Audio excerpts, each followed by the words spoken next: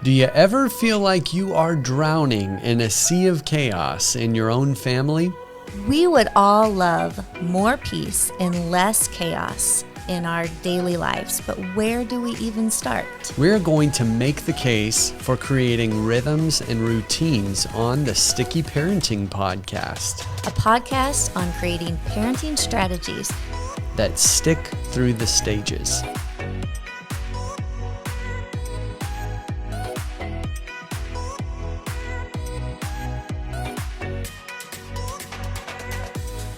Well, welcome back to the Sticky Parenting Podcast. Oh, it's been a minute. It's been a hot minute. Yeah, yeah. I'm sure you've missed us. Many of you've subscribed to the podcast and you were listening consistently, and then life got a little chaotic, one might say. There wasn't a ton of peace. It's been a fun summer. It's been a little bit of a fun fall even, because that's how far we are in 2021. But we are back and we're ready to get back into it. Thanks for coming back. Well, Mrs. this Sticky Parenting Podcast has never been far from our minds. No. We've been itching to come back. Itching. Here we are.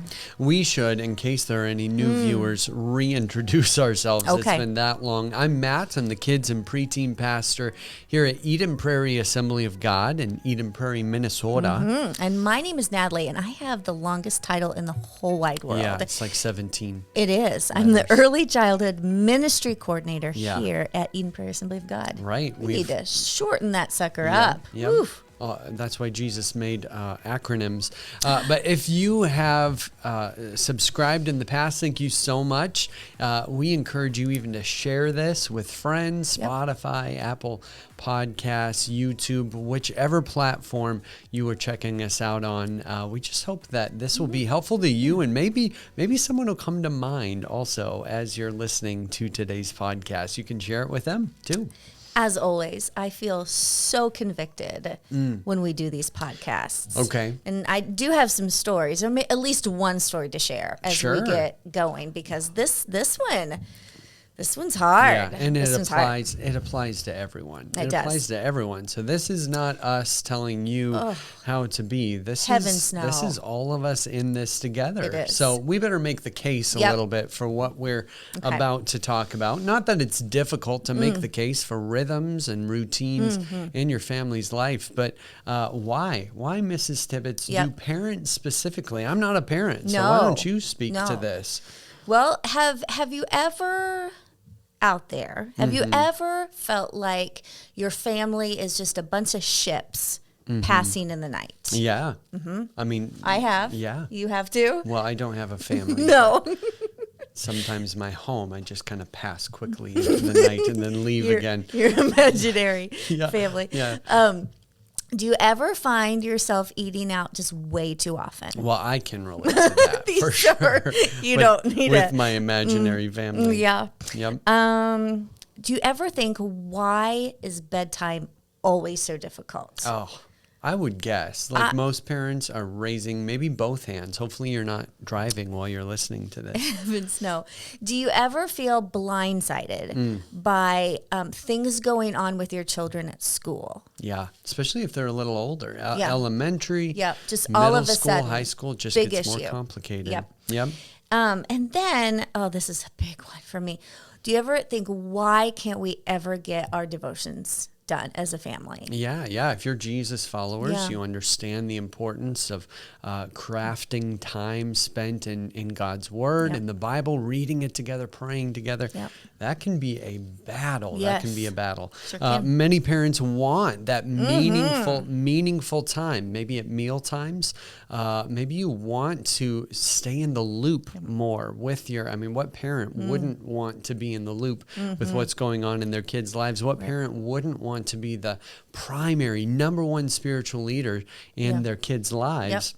And we think one of the best ways to just improve in all those areas is by creating some intentional, purposeful rhythms and routines in your family's life, and that the whole family signs on to, understands, agrees to.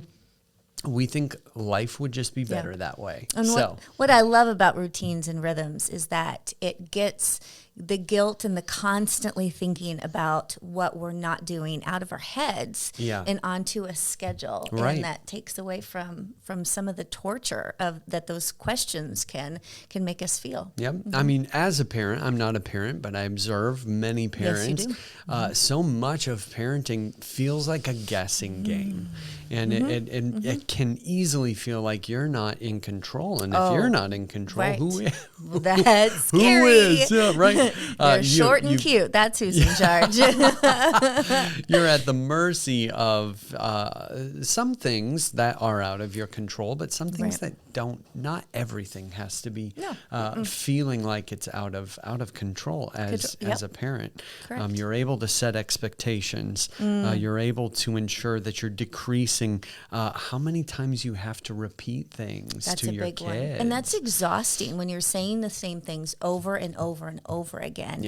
To get that to decrease that's gold right there. And benefits to the kids even. Predictability is a huge help to kids. Again, there's enough that's outside of their control or unpredictable that takes place in their lives. Predictability in the home can be so healthy. Boundaries. Create some boundaries. It's just already known what they can be doing, what they shouldn't be doing, and it's just not a constant conversation every single night. And it decreases anxiety. We live in a world where anxiety and stress, even among young kids nowadays, is so high. Predictability, rhythms and routines. We should give you a quarter every time we say those two words today. It's hard for me to say those two words too. I had a speech impediment with R's. So if you could take the rhythm and routine, I'd be grateful. Maybe we'll just say rhythms and routines. Oh, can we? The rest of the day. Okay, here we go. Oh my goodness. So that just helps. And discipline doesn't have to be a surprise or a shock every time too. So there's also value in having moments in your schedule, even just to check the pulse. Yes. I'm sure you have found that. Check the pulse on how your family is doing, how your kids are doing, how your relationships, interrelational relationships are doing. Well, and I have a story. One of my stories comes in at this part. One evening at 9 o'clock at night, one of the children came up and said, "Oh, I'm sorry. I forgot to study for my test." Oh. And I mean, 9 o'clock is in bed at my house. And so here we go. And I am not a night owl. So we start studying for that test. And he was tired. I was tired. I thought you were talking about your high schooler all this time. You weren't. No, but we didn't eat supper together that evening, which we usually do, and that's when we check the pulse. And had we done that, it probably would have come up, this test that was going to happen the next day. But instead, it came up at 9 o'clock at night, and it could have been avoidable. That's so helpful when you can look back and say, we didn't do this. We should have. Yes. That can be so helpful. Yep. Man, we just made a little list here. When it comes to just chores, we came up with an example of chores. Chores can create some rhythm and routine in your family's life. It helps grow executive functioning skills. I love those words. I love them. The executive functioning skills are things like time management, organization, planning. Oh, yes. Attention. These things are hard. Self-control. Yes, but having chores done consistently on the same days, it increases those skills. And that's amazing. Who doesn't want those things in their kids? I thought of this as we were preparing for this podcast. This is a verse from Proverbs. Short, wise sayings. Proverbs is full of them. Proverbs 13, verse 4. People who refuse to work want things, and what do they get? They get nothing.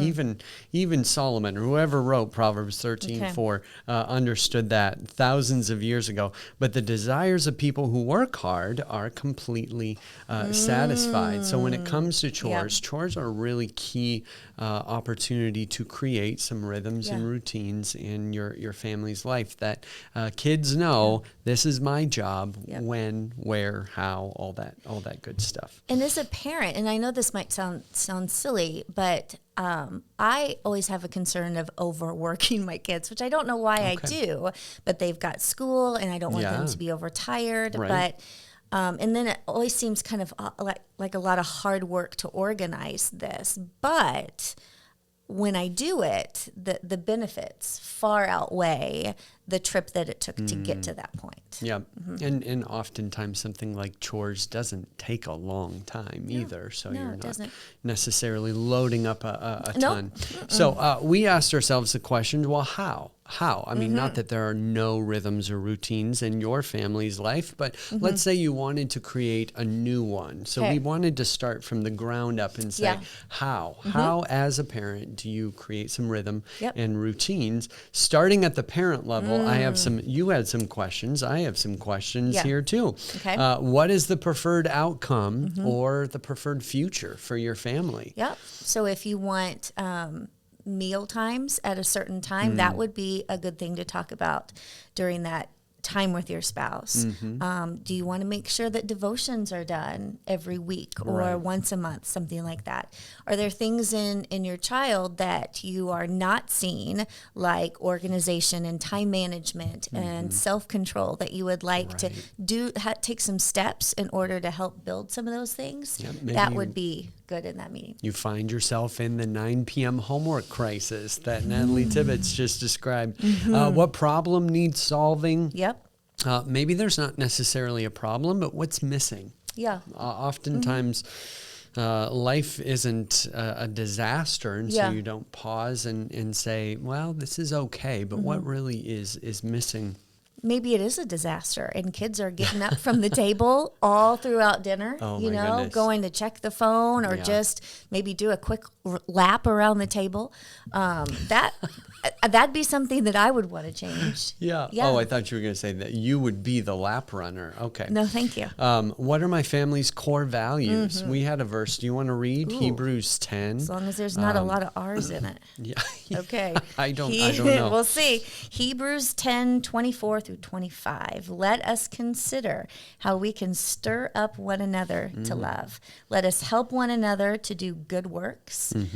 And let us not give up meeting together. Some are in the habit of doing this, but instead let us encourage one another with words of hope. And that's what we want to do with our families, with our kids. We want to encourage them. We want to give them skills. We want to meet together and problem solve some of this stuff out, or we will be victims of the chaos. And I don't want that. I did that at 9 o'clock at night. I don't 9 o'clock at night. No. I love the context, because oftentimes if you've grown up in church world, you hear Hebrews 10 in the context of making the case for church attendance or consistency, meeting with other Jesus followers. But I love reading that through the lens of a family. Let's consider how we can stir one another to love and good works. And in the context of family, that really starts to define your family's core values and the things that are really important in that regard. So that led us to thinking, man, we need to have a family meeting. So parent level and then the family meeting. Parents, talk about it amongst yourselves. If you're a single parent, you can talk about it within yourself, you know, and just kind of do some assessment. I talk to myself all the time. I have no kids. But then beyond that, huddle up. And we've talked about family meetings before, I think the podcast. The value of those. Find a time where everybody's in the den or everybody's in the living room. Maybe everybody's sitting around the table that you want to start having family meals at. And what are some of the benefits of that? Yeah, well, it gives the kids a chance to have their voice heard, and to all you talkers out there, you're going to have to say to yourself over and over again, "This is a family meeting. This is a family meeting." So parents don't do all the talking at a family meeting. The kids get to say what they would like to see as some of the core values of the family. Right. Their opinions about things. This is good to get all of this stuff out. Get everyone on the same page. Yes. I know in our preteen ministry here at EPAG, we encourage our life group leaders to do less talking, asking more questions. And oftentimes, if you word things in a certain way when you're asking questions, the student, the child, can get to the point of realizing that there's a problem or there's something that's missing, or we really need to correct this as a family without being talked at. That can be really beneficial as well. You could even, I love this. You actually thought of this. You could have a note taker. I mean, especially if you have a kid be a note taker, if they just like to maybe doodle and write things out. I mean, that gives them some ownership over the meeting as well. I really like that. Yeah. And maybe it goes so well at the end of your family meeting, you want to say, hey, we should do this once a month, maybe even once a week. Maybe that is part of the new routine or rhythm that you want to create, is a family meeting once a week. Once a week. Get that test. We get that test out in the open, and we know. Okay, so we want to go through some examples of routines. Yes. Okay. So let's talk about meal times, because meal times, especially as your child is getting older, elementary, middle, high school, that can be a fight just to find time with all the moving parts, all the schedules to guard some time together. Yeah. And so, I mean, just some examples. It could be a consistent meal time Monday through Thursday. Wouldn't have to. It could be if you're not in like a lot of sports, a lot of activities. It could be at the same time every night, but it could be just when everyone is home from soccer. Right? Monday through Thursday, we're eating at the table, no phones, no TV, and then Friday through Saturday is where we work in some flexibility. Right. I think that's good, not to create a new habit that is so rigid that it's going to end up in failure, and you know it almost from the outset. Right. Expectations could be discussed at that family meeting that we encourage. Where are the phones going to be at mealtime? Yes. Oh, that's good. If little Johnny's running around the table again, like we talked about at the family meeting, we've already talked about what the consequence will be if little Johnny is running around the table. And so it's no surprise what happens next when that behavior happens, which that's good to know. So that means that the parent already knows what they're going to do. A plan is in place. And if the core value behind we got to spend some meals together is really time together, maybe one of the things you talk about regarding meal times in your family meeting is, do some people just to get to be silent and not talk, or does everybody take a turn talking at mealtime and have something to share at that time? Because that is time together. That's meaningful. We do at home. We take turns, and then after that's done, it's just talking over everyone. Yeah, it's almost like a built-in icebreaker, I'm fun. sure. I agree. Right? Yeah, that's good. Let's talk about homework, because especially for people who have kids, students who are a little bit older, you throw homework into the equation. Maybe consistently your family is in that 9 p.m. crisis, homework crisis. Right. How do you establish some examples of routine with homework? So one example would be that homework gets started right when we get home. And that could be after soccer practice, that could be after I don't know, a late time at school, but when we get home, the backpack gets cleared out, the planner gets checked, whatever age the children are, and that's when it gets done. So work first, play later. A lot of times reading assignments are super challenging, and those tend to be the things that get thought of at that crisis hour, and all of a sudden it's no longer a manageable task. It's like 200 pages in one night. Oh my goodness. Can you imagine? That's stressful. So if you know 2 weeks out, because the planner came out at a consistent time, all these things, you can break it up. You can. How many pages per day do I need to read over the next 2 weeks to get this assignment done? Yep. And that is so helpful for students to learn under your care instead of learning it at college. And then you're like me, and I as a freshman read a little bit, but then I gave up. Okay, we can make reading. You a schedule. Yeah, exactly. So that can be really helpful. Schedules help with focus, time management, stress for the whole family. Because it's not just your kids' homework that affects the kids. It affects us. Your kids' homework affects you too. Devotions, if you want to spend time reading the Bible, talking with your Heavenly Father as a family. What are some examples of routines there? I'm going to talk to myself on this one. Oh, okay. Setting a consistent time and a consistent location would be good. And for me, I would, because this is an area that I am not excelling in. I can't even say it. So I would need to make this doable. So I think I would start, it doesn't sound much, but it's better than nothing. I think I would start with once a month, like the first Sunday of the month, something like that. Just make it manageable for sure. If you attend our church, we are consistently giving out, especially in our elementary ministry, God time cards. Well, those are devotions, and honestly, it takes a playbook from that. Don't give more than the average family will be able to handle. So even on those God time cards, there's only 4 days worth. Oh, that's great. But I'd say, you know what, if you got 4 days worth, you've got a pretty good rhythm and routine for your second grader or for your third grader. Right there.